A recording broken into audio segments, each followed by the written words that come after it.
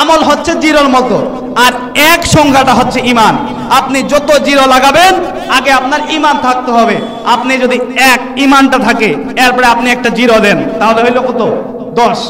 আরেকটা zero then, হইল কত? 100। আরেকটা জিরো দেন, হইল সহস্র।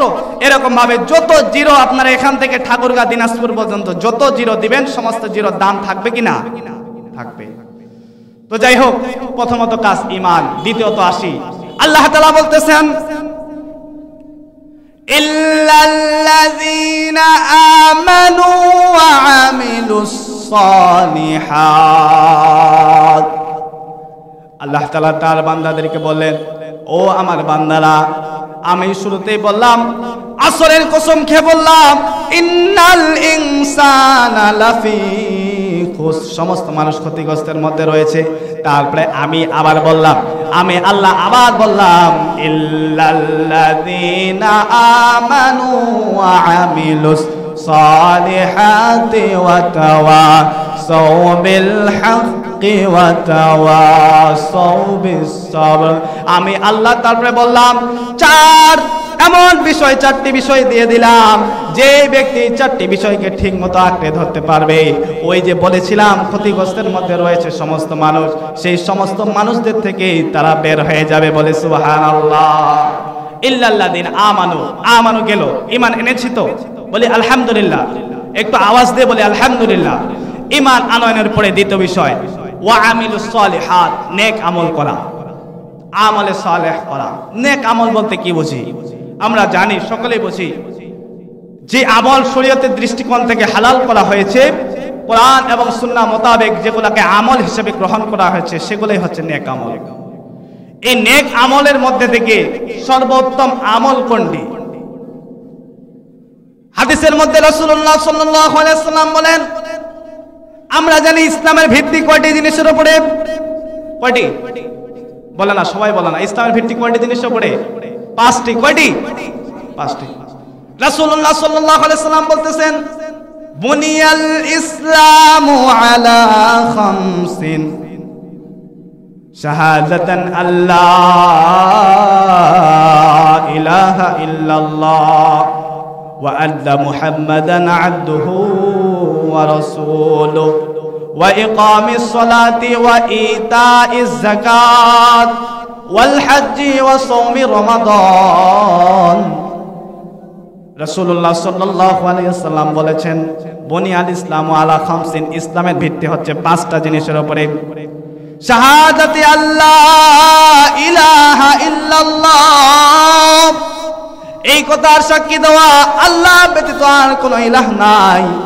একমাত্র যদি ইবাদত করি, একমাত্র যদি আমল করি, সব আমলগুলো একমাত্র হবে কার জন্য? আওয়াজ দিয়ে বলে, কার জন্য?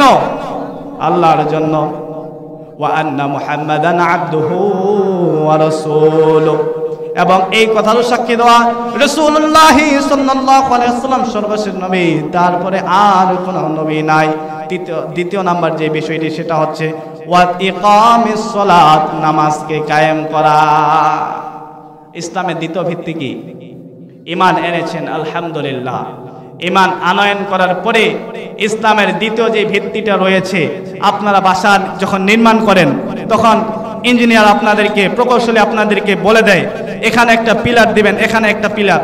এই পুরো বিল্ডিং এর মধ্যে 6টা বা 7টা পিলার লাগবে।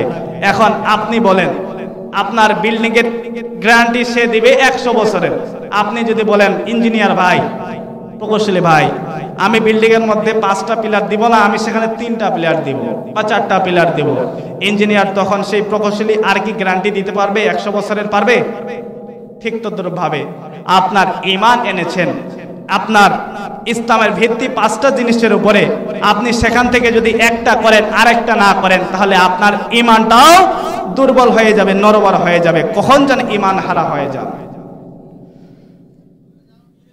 তো এখানে দ্বিতীয় নাম্বার যে কথাটি, ইসলামের দ্বিতীয় ভিত্তিটি, রাসূলুল্লাহ সাল্লাল্লাহু আলাইহি ওয়াসাল্লাম বলতেছেন, ওয়া ইকামিস সালাত, নামাজকে কায়েম করা। নামাজকে কায়েম করা, নামাজকে কায়েম করব কিভাবে? নামাজকে কায়েম করলে ফায়দা কি, উপকার কি? এই মজলিসের মধ্যে প্রত্যেক যত ব্যক্তি রয়েছে আপনারা সকলে নামাজ সম্পর্কে জানেন কিনা বলেন? নামাজ সম্পর্কে জানেন? ইসলামে যে একটি আমল রয়েছে নামাজ, সেই নামাজ সম্পর্কে জানেন? এই নামাজের ফায়দা সম্পর্কে বলা হচ্ছে, রাসূলুল্লাহ সাল্লাল্লাহু আলাইহি ওয়াসাল্লাম বলেন,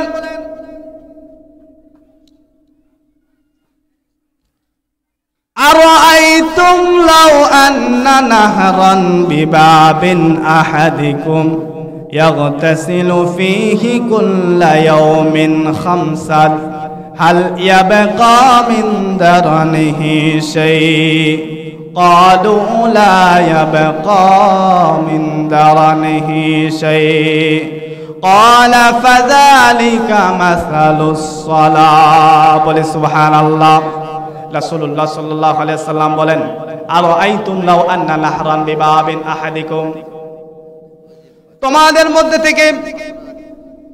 মধ্যে থেকে কারো বাসার সামনে, কারো বাড়ির সামনে দিয়ে একটি নদী প্রবাহিত হয়ে গিয়েছে। সাহাবীদেরকে বলতেছেন, একটি নদী প্রবাহিত হয়ে গিয়েছে, এই নদীতে দৈনিক আপনি যদি 5 বার গোসল করেন, সাহাবীদেরকে বলতেছেন, হাল ইয়াবকা মিন দারনিহি শাই, তবে তোমার শরীরের মধ্যে কি কোনো ধরনের ময়লা থাকতে পারে? আপনারাই চিন্তা করেন, আপনাদের আশেপাশে কোনো নদী আছে বা পুকুর, ধরেন আপনার বাসার সামনে যে পুকুর আছে, সেই পুকুরের মধ্যে আপনি দৈনিক যদি 5 বার গোসল করেন, আপনার শরীরের মধ্যে কি কোনো ময়লা থাকতে পারে? সকালে একবার করলেন, দুপুরে একবার, বিকালে একবার, সন্ধ্যার আগে একবার, রাত্রে একবার, ওই শরীরের মধ্যে আর কি ময়লা থাকবে? দুর্গন্ধ থাকবে? থাকবে না। সাহাবা কেরাম একই উত্তর দিয়েছেন। সাহাবা কেরাম বলেন, ক্বালু লা ইয়াবকা মিন দারনিহি শাই। বলে সুবহানাল্লাহ। সাহাবা কেরাম বলতেছেন, না না না, হে আল্লাহর রাসূল, তার শরীরের মধ্যে আর কোন ধরনের ময়লা থাকতে পারে না। এরপরে রাসূলুল্লাহ সাল্লাল্লাহু আলাইহি ওয়াসাল্লাম বলতেছেন, রাসূলুল্লাহ সাল্লাল্লাহু আলাইহি ওয়াসাল্লাম বলেন, ক্বালা ফাযালিকা মাসালুস সালাতাল খামস ইয়ামহুল্লাহু বিহিন্নাল খাতায়া। রাসূলুল্লাহ সাল্লাল্লাহু আলাইহি ওয়াসাল্লাম বলেন, ও আমার উম্মতেরা, ও আমার সাহাবারা, তোমরা ভালো করে শুনে রাখো, তোমার বাসার সামনে একটি পুকুর থাকার কারণে, তুমি দৈনিক সেখানে 5 বার গোসল করার কারণে তোমার শরীরের মধ্যে যেমন কোনো ময়লা থাকতে পারে না, ঠিক তদ্রূপভাবে যদি কোনো বান্দা খুশুর সহিত দৈনিক 5 বার ঠিকঠাক মতো নামাজ আদায় করে, তাহলে সেই বান্দার জীবনে আর কোনো সগীরা গুনাহ থাকতে পারে না। বলে সুবহানাল্লাহ। গুনাহ এমনিতেই ঝরে যায়। যদি নেক আমল করেন, নেক আমলের দ্বারা ছোট্ট ছোট্ট যে গুনাহগুলা করেছেন, সেই গুনাহগুলা এমনি ঝরে যায়। বলে সুবহানাল্লাহ। নামাজের আদেশ দেওয়া হচ্ছে। আল্লাহ তাআলা তার হাবিবকে বলেন, উতলু মা উহিয়া ইলাইকা মিনাল কিতাবি ওয়া আকিমিস সালাতি ইন্নাস সালাতা তানহা আনিল ফাহশাই ওয়াল মুনকার। আল্লাহ তাআলা তার হাবিবকে বলতেছেন, ও হাবিব, আপনার প্রতি আমি যেই কিতাবকে দান করলাম, আপনি সেই কিতাবকে তেলাওয়াত করুন, ওয়া আকিমিস সালাত, এবং নামাজকে কায়েম করুন। যেই কিতাবকে দান করেছি, যেই কিতাব কুরআন, পবিত্র মহাগ্রন্থ আল কুরআন আল্লাহ রাসূলের উপরে দান করলো, আল্লাহ তাআলা ঘোষণা করলেন, ও রাসূল, ও আমার শ্রেষ্ঠ রাসূল, বিশ্বজগতের সর্দার জনাবে রাসূলুল্লাহ সাল্লাল্লাহু আলাইহি ওয়াসাল্লাম, আপনি, আপনার প্রতি আমি যেই ওহীকে নাযিল করলাম, আপনার প্রতি আমি যেই কিতাবকে নাযিল করলাম, এই কিতাবকে আপনি তেলাওয়াত করুন, ওয়া আকিমিস সালাত, এবং নামাজকে কায়েম করুন। এটা আদেশ কার? আমার? পাশের হুজুরের? অন্য কারো আদেশ? স্বয়ং আদেশ কার? কুরআনের। কুরআন নাযিল করেছেন কে? আল্লাহ। এই আদেশ সরাসরি আল্লাহর থেকে এসেছে। আল্লাহ তাআলা তারপরে বলেন, ইন্নাস সালাতা তানহা আনিল ফাহশাই ওয়াল মুনকার।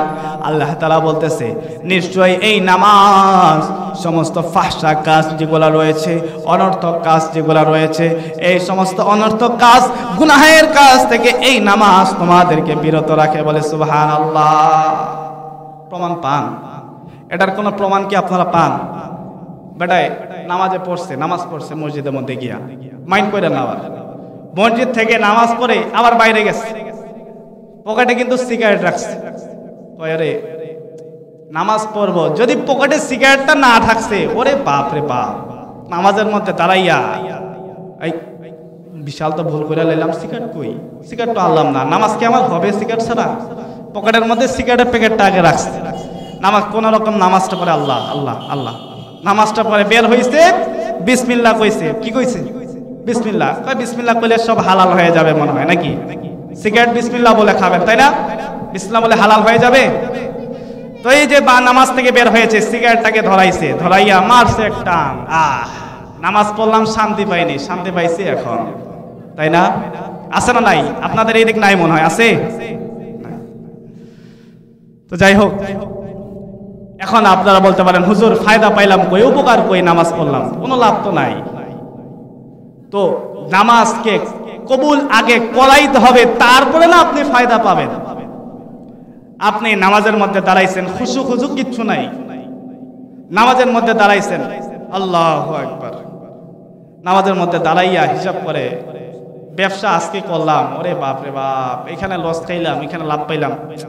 নামাজের মধ্যে দুনিয়ার চিন্তা, মশা একটা পড়ছে এই জায়গায়, নামাজের মধ্যে দাঁড়াইছে, আল্লাহ যেমনে মশারে দেখছে, আস্তে আস্তে টার্গেট করে, এই আস্তে আস্তে আস্তে আস্তে যাইয়া ঠাস করে মশা মেরা দিচ্ছে। আসরা না এরকম আছে? তাহলে এই নামাজের কোনো দাম আছে? নামাজ সম্পর্কে প্রখ্যাত একজন সাহাবী হযরতে আলী কাররামাল্লাহু ওয়াজহা, তিনি নামাজের মধ্যে দাঁড়িয়ে গেলেন। একটি যুদ্ধের মধ্যে তিনি ছিলেন, সেই যুদ্ধের মধ্যে হযরতে আলীর পায়ের মধ্যে একটি তীর ঢুকে গেল। হযরতে আলীর পায়ের সেই তীর নিয়ে টানাটানি শুরু হয়ে গেল। এই তীরটাকে কেউ বের করতে পারে না। আলীর পায়ের মধ্যে যখনই সেই তীরটাতে হাত দিচ্ছে, আলী চিৎকার করে ওঠে, কান্না করে ওঠে। রাসূলুল্লাহ সাল্লাল্লাহু আলাইহি সাল্লাম বললেন, ও আমার সাহাবারা, তোমরা এভাবে আলীর তীরটাকে বের করতে পারবে না। যখন নামাজের সময় হয়ে যাবে, তখন তোমরা নামাজের মধ্যে যখন আমার আলী যখন দাঁড়িয়ে যাবে, তখন আলীর সেই পায়ের পিছন থেকে তীরটাকে হাত দিয়ে তোমরা টান দিয়ে বের করে দিবা। কথা মতো কাজ। আলী নামাজের মধ্যে দাঁড়িয়ে গেছে। আল্লাহ রাসূল সাল্লাল্লাহু আলাইহি ওয়াসাল্লাম একজন সাহাবীকে নিযুক্ত করে দিয়েছে, ও সাহাবী, তুমি আলীর পা থেকে তীরটা বের করে নিবা। আলী নামাজের মধ্যে দাঁড়িয়ে গিয়েছে, আর ওই সাহাবী যখন আলী নামাজের গভীরে চলে গিয়েছে, আলী আল্লাহর কাছে যখন নামাজের মধ্যে চলে গিয়েছে, ওই সাহাবী যাইয়া আলীর পা থেকে তীরটা ধরে এক টান দিয়ে তীরটাকে বের করে ফেলেছে। মসজিদের জায়গাটা রক্তে রক্তাক্ত হয়ে গিয়েছে। চিন্তা করেন তাদের নামাজ ছিল কিরকম, আর আজকে আমাদের নামাজ কিরকম। এই জন্য নামাজ পড়তে হবে এমন ভাবে, রুকু করতে হবে এমন ভাবে যেন আমি সরাসরি কাকে দেখতেছি? আল্লাহকে দেখতেছি। বান্দা যখন নামাজের মধ্যে অমনোযোগী হয়ে যায়, আল্লাহ তাআলা বান্দাকে ডাক দিয়ে বলে, বান্দা আকবিল ইলা সালাতিক। আল্লাহ তাআলা বান্দাকে মুহাব্বতের সহিত ডাক দিয়ে বলে, ও বান্দা, তুমি এত কষ্ট করে শীতের রাত্রিতে ওযু করলা, শীতের রাত্রিতে ওযু করে তুমি নামাজের মধ্যে দাঁড়াইলা, ও আমার বান্দা এত কষ্ট করলা, তাহলে তোমার নামাজটা আমি কবুল না করে ফেরত দেই কিভাবে? ও বান্দা, তুমি নামাজের মধ্যে দাঁড়াইয়া দুনিয়াবি ফিকির করতেছো, দুনিয়ার চিন্তা করতেছো। আল্লাহ ডাক দিয়ে বলে, আকবিল ইলা সালাতিক, ও বান্দা ফিরে আয়, নামাজের দিকে আবার ফিরে আয়। দ্বিতীয়বার যখন আবার ওই বান্দা আরেক দিকে মনোনিবেশ হয়ে যায়, আল্লাহ আবার ডাক দিয়ে বলে, আকবিল ইলা সালাতিক, ও বান্দা তুই আবারও ফিরে আয়। তৃতীয়বার যখন আবারও বান্দা নামাজের মধ্যে দাঁড়িয়ে যায়, আল্লাহ বলে ডাক দিয়ে বলে, বান্দা আকবিল ইলা সালাতিক, ও আমার নাফরমান বান্দা, তোকে প্রথমবার বললাম, দ্বিতীয়বার বললাম, তৃতীয়বার তোকে বললাম নামাজের দিকে ফিরে আয়। যখন ওই বান্দা নামাজ থেকে ফিরে নামাজের দিকে ফিরে আসে না, আল্লাহ তাআলা ডাক দিয়ে বলে, লা হাজাতি ইলা সালাতিক, বলে নাউজুবিল্লাহ। আল্লাহ ডাক দিয়ে বলে, বান্দা তোর মতো নামাজের আমার দরকার নাই, তুই যে নামাজ পড়াস এই নামাজের কোনো দরকার নাই। তাহলে আজকে আমরা চিন্তা করে দেখি, ও ভাই আমার, এত শীতের রাত্রিতে, কোন শীতের রাত্রিতে ওযু করলাম। এই শীতের রাত্রিতে মানুষ উঠতে ভয় পায়, লেপ থেকে বের হতে ভয় পায়। আপনি আমি ফজরের সময়, তাহাজ্জুদের সময় এত কষ্টের মধ্যে উঠে ঠান্ডা পানি দিয়ে ওযু করলাম, এত কষ্ট করলাম, যে আল্লাহকে খুশি করার জন্য নামাজ পড়লাম। সেই আল্লাহ যদি আমাকে বলে, আপনাকে যদি বলে, ও বান্দা তোর এই নামাজের দরকার নাই, আপনারই, তাহলে ভাবুন কষ্টের কথা কিনা। নামাজ পড়তেছি কার জন্য?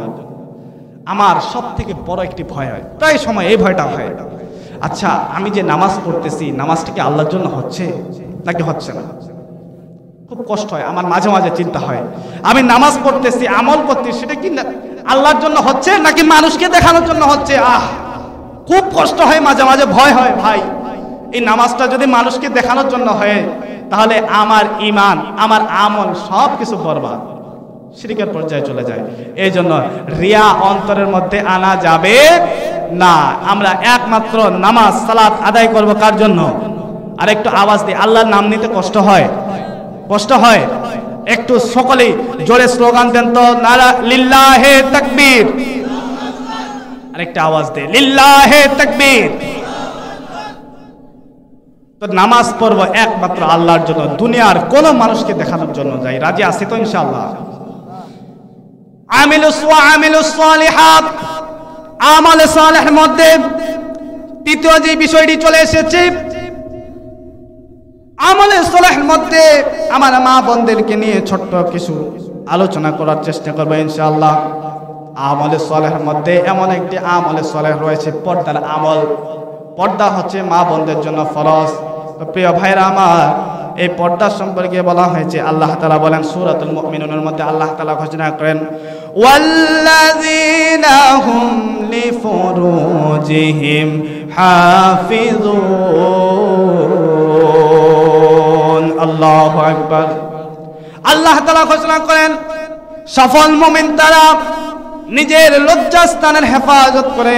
যারা এখানে চাইছে মা বোন হোক, পুরুষ হোক, নারী হোক, প্রত্যেকের জন্য লজ্জা স্থানের হেফাজত করার দরকার আছে না নাই? আছে, আছে না নাই? আপনি যদি উলঙ্গ হয়ে যদি বাজারের মধ্যে বের হন, আপনার কোনো দাম থাকবে? ইসলাম এমন সুন্দর একটা ধর্ম, এমন ভাবে সাজিয়ে দিয়েছে, আপনি উলঙ্গ হয়ে বাজারে গেলে আপনাকে পাগল বলে মানুষ আখ্যায়িত করবে। ঠিক আপনি যখন সুন্দর পরিপাটি হয়ে যখন বাজারের মধ্যে যাবেন, আপনাকে মানুষ কত সম্মান করবে। তো যেই মা বোনেরা বেপর্দায় হয়ে বাজারে যায়, তাদের দিকে মানুষে তাকায়, আর যুবক ভাইয়েরা মজা নেয়।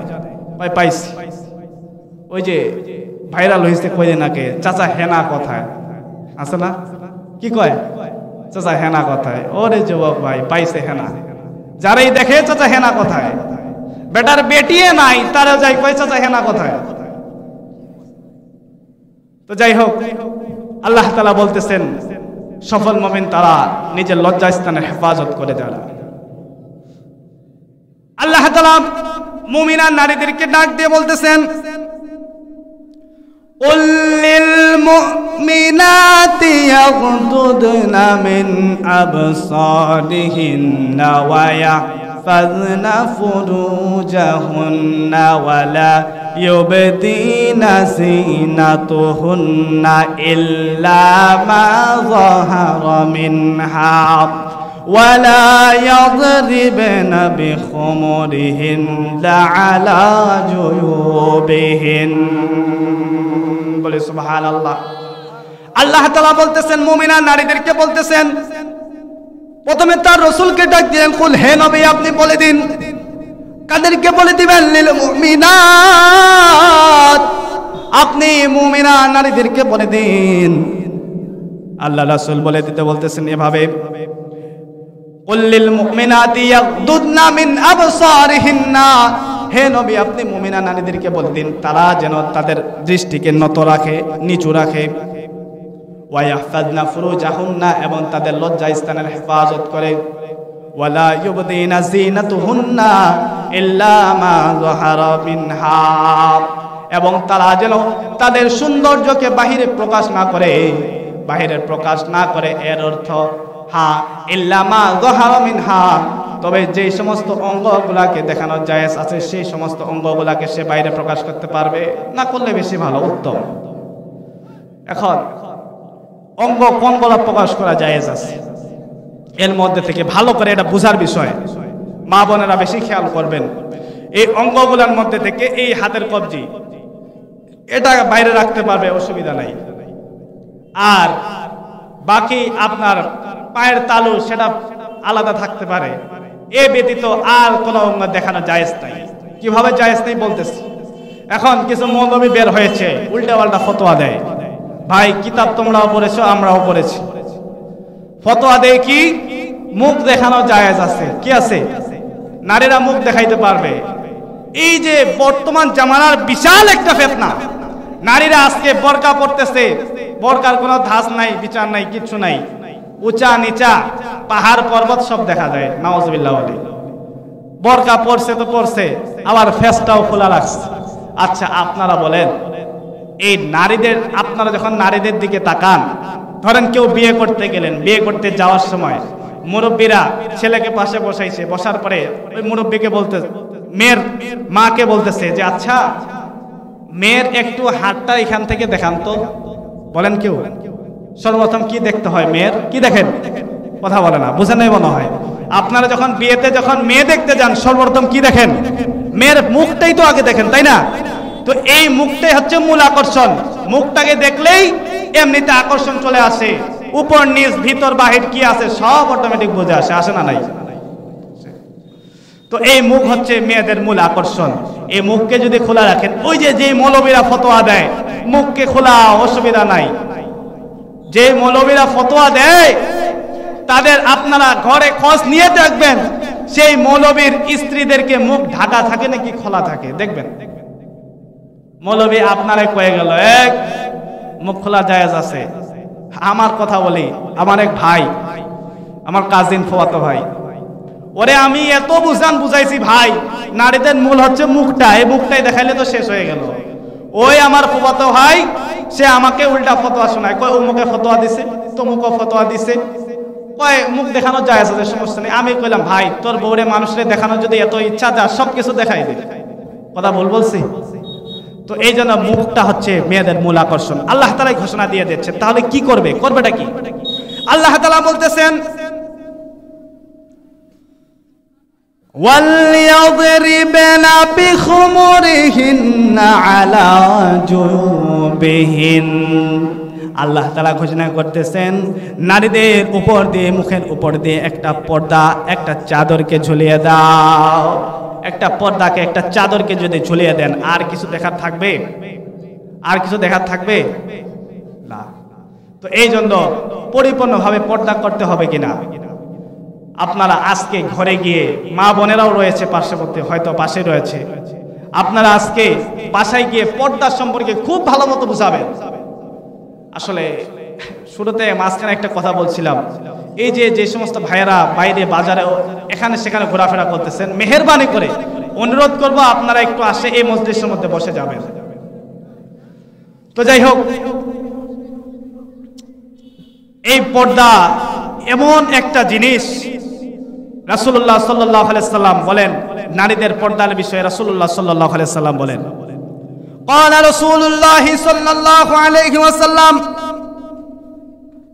المرأة عورة। নিশ্চয়ই প্রত্যেকটা মহিলা হচ্ছে পর্দায় থাকার বস্তু। ফাইদা খরাজাত ইস্তাশরাফাহা শাইতান। সে যখন ঘর থেকে বের হয়, শয়তান তাকে সুসজ্জিত করে মানুষদের সামনে নিয়ে যায়। নারী পর্দায় থাকার বস্তু। যখন সে ঘর থেকে বের হয়ে যাবে, শয়তান তাকে আরো সৌন্দর্যমণ্ডিত করবে। আপনার চোখে শয়তান এসে ধুলা দিয়ে দিবে, দেখ বেটা নারী কত সুন্দর, তাকা। এই যে তাকাইছে তো তাকাইছে, চোখ আর রামের। তো যাই হোক, এই জন্য নারীদের পর্দা করার জরুরত আছে না নাই? আমি সব জায়গায় মা বোনদের জন্য একটা উপদেশ দিয়ে যাই, প্রিয় মা বোনেরা আমার, এই দুনিয়াতে আল্লাহ তাআলা প্রেরণ করেছেন, বড় সুসংবাদ হচ্ছে আল্লাহ তাআলা নারীদের জন্য জান্নাতে যাওয়াকে খুব সহজ করে দিয়েছেন বলে সুবহানাল্লাহ। আল্লাহ তাআলা বলেন নারীদের, রাসূলুল্লাহ সাল্লাল্লাহু আলাইহি ওয়াসাল্লাম হাদিসের মধ্যে বলেন যে নারীরা কয়েকটা কাজ করবে জান্নাতের মধ্যে প্রবেশ করে যাবে, বলে সুবহানাল্লাহ। তারা যদি 5 ওয়াক্ত নামাজকে ঠিকমতো আদায় করে, তারা যে রমজান মাসের পবিত্র থাকায় অবস্থায় যে রোজাগুলো রয়েছে সেই রোজাগুলোকে যদি ঠিকমতো আদায় করে এবং নিজের লজ্জাস্থানের হেফাজত করে এবং নিজের স্বামীর খেদমত করে, দাখালাত মিন আইয়ি আবওয়াবিল জান্নাতি শাআত, বলে সুবহানাল্লাহ। রাসূলুল্লাহ সাল্লাল্লাহু আলাইহি ওয়াসাল্লাম সার্টিফিকেট দিয়ে দিচ্ছেন, যদি কোনো মহিলা 5 ওয়াক্ত নামাজকে পবিত্র থাকা অবস্থায় ঠিকভাবে আদায় করে, এরপরে দ্বিতীয় নাম্বার যদি সে তার লজ্জাস্থানের হেফাজত করে, যদি সে রমজানের 30টি রোজা পবিত্র থাকা অবস্থায় পূর্ণভাবে আদায় করে এবং নিজের স্বামীর খেদমত করে, তাহলে রাসূলুল্লাহ সাল্লাল্লাহু আলাইহি ওয়াসাল্লাম সার্টিফিকেট দিয়ে দিচ্ছেন জান্নাতের 8টা দরজা দিয়ে সে যেই দরজা দিয়ে যাইতে চাইবে আল্লাহ তাকে সেই দরজা দিয়ে যাওয়ার সুযোগ করে দিবেন, বলে সুবহানাল্লাহ। কত সহজ নারীদের জন্য এই পর্দা। আমার পূর্ববর্তী নারীরা যদি তারা তাদের দিকে তাকাই, তারা কি ধরনের পর্দা করেছিল, তারা আজকে কোথায়? আপনার আমার মা বোনেরা আজকে কোথায়? সকলেই জানে সাইয়্যিদুল মুরসালিন রাসূলুল্লাহ সাল্লাল্লাহু আলাইহি ওয়াসাল্লামের আদরের কন্যা হযরতে ফাতেমা রাদিয়াল্লাহু তাআলা আনহা, তিনার ঘটনা সম্পর্কে আমরা সকলেই জানি। যখন রাসূলুল্লাহ সাল্লাল্লাহু আলাইহি ওয়াসাল্লামের মৃত্যু হয়ে গেল, হযরতে ফাতেমা কবর চুলে কাঁদতে কাঁদতে কাঁদতেছিল।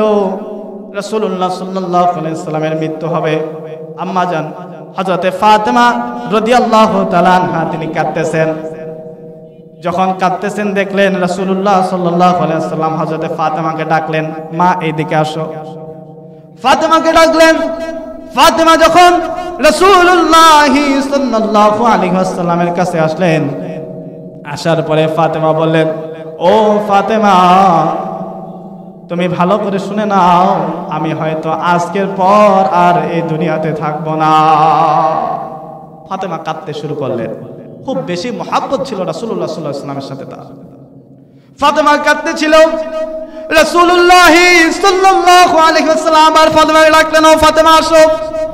ফাতেমাকে আবার রাসূলুল্লাহ সাল্লাল্লাহু আলাইহি ওয়াসাল্লাম বললেন, ও ফাতেমা, আমার বংশের মধ্যে থেকে, আমার পরিবারের মধ্যে থেকে আমার সাথে সর্বপ্রথম যেই ব্যক্তিটি সাক্ষাৎ হবে সে হচ্ছে ফাতেমা। তুমি ফাতেমা আমার সাথে আগে সাক্ষাৎ করবা।